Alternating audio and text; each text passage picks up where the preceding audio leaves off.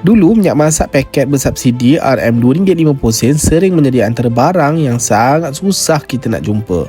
Masuk satu kedai habis, pergi kedai lain pun belum tentu ada.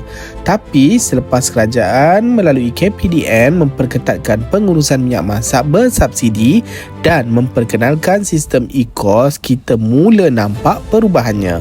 Hari ini minyak masak paket semakin banyak kelihatan di rak-rak kedai dan lebih mudah diperolehi rakyat. Ini menunjukkan bahawa apabila kerajaan berani memperbaiki sistem, mengawal ketirisan dan memastikan subsidi benar-benar sampai kepada golongan yang sepatutnya, kesannya boleh terus dirasai. Nampak macam perkara kecil, tetapi bagi keluarga yang berjimat setiap hari, minyak masak RM2.50 sekilo sangat bermakna. Inilah yang rakyat mahu daripada sebuah kerajaan, bukan sekadar mengumumkan dasar tetapi mengambil tindakan dan menunjukkan hasil. Apabila subsidi rakyat dijaga dengan baik, akhirnya rakyat juga yang dapat manfaatnya. Terima kasih Kerajaan Madani.